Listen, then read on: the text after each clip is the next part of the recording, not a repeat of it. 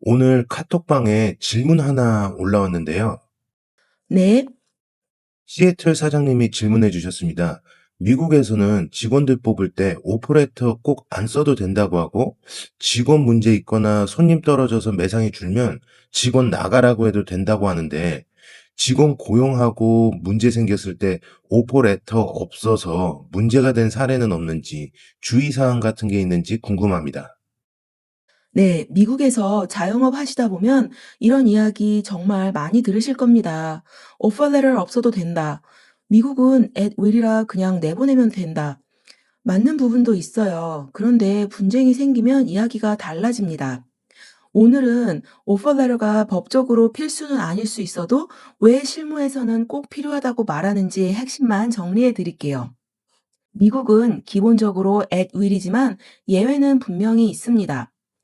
특정 주를 제외하면 미국은 대체로 at will 고용이 기본이고 제가 주로 설명하는 워싱턴주도 at will입니다. 즉, 고용주와 직원 모두 고용 관계를 어느 때나 종료할 수 있습니다. 그런데 여기서 오해가 많이 생깁니다. 그럼 마음대로 해고해도 되나요? 아닙니다. 차별, 보복, 권리 행사에 대한 불이익 조치는 at will로 보호받지 못합니다. 예를 들어 임금 문제 제기, 안전 문제 신고, 차별 신고 이런 일이 있었던 직후 직원이 해고가 되면 보복 해고 주장으로 이어질 수 있습니다. 오퍼 레터는 의무가 아니라 방어 수단입니다.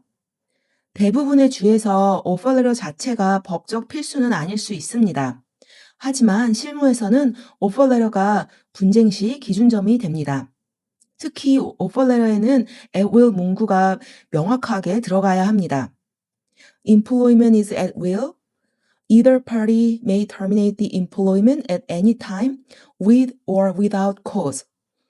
이 문구가 없으면 나중에 서로 기억이 달라졌을 때 그때 그렇게 약속했잖아요 라는 말이 계약처럼 해석될 여지가 생깁니다. 오퍼는 확정이 아니라 조건부 오퍼, conditional offer로 만드세요.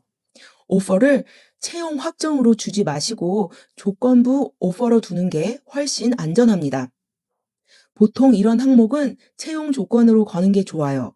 신원 경력 확인, reference check, background check, 해당 직무에 해당하는 자격증이나 면허 확인, 취업 자격을 확인하는 I-9 완료. 이렇게 해두면 나중에 문제가 발견됐을 때 이미 채용 확정인데 왜 철회해요? 같은 분쟁을 줄이고 오퍼 철회나 입사일 조정이 훨씬 깔끔해집니다. 이건 형식이 아니라 리스크 관리예요. 오해 소지가 있는 문구는 피하세요.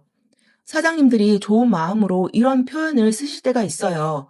오래 다니다 보면 보너스 확정이에요. 1년은 무조건 보장합니다. 이런 문구는 at will과 충돌할 수 있고 나중에는 분쟁의 씨앗이 될 수 있습니다. 오퍼 레터에는 정책 조건, 자격 요건에 따름처럼 확정 약속으로 보이지 않게 쓰는 게 안전합니다.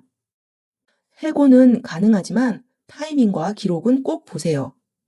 매상이 줄어서 인원 조정이 필요할 수 있습니다. 다만 정리하기 전에 최근에 임금, 안전, 차별 관련 이슈가 있었는지 그리고 기록이 전혀 없는 상태는 아닌지 체크하고 가세요. 이 두 가지만 봐도 불필요한 분쟁 리스크를 크게 줄일 수 있습니다. 실전 팁, 오퍼레터에 최소한 이것만 넣으세요. 길게 쓰실 필요 없습니다. 대신 핵심만 정확히 넣으세요. 시작일, 직무, 근무지, 임금, 급여 조건, at will 조건 명시, 복지, 보너스 조건이 있으면 정책에 따른다는 표시, 조건부, 오퍼 조항, 정책 핸드북을 참고하라는 조항. 정리하겠습니다. 미국은 기본적으로 at will입니다. 오퍼 레터는 법적 필수는 아닐 수 있습니다. 하지만 없으면 분쟁 시 기준점이 사라져 방어가 약해집니다. 특히 조건부 오퍼 구조는 꼭 활용하세요. 문제가 없을 땐 괜찮아 보이지만 문제가 생기면 한 줄 문구가 수천 달러를 지킬 수도 있습니다. 오늘 영상도 도움이 되셨길 바랍니다. 감사합니다.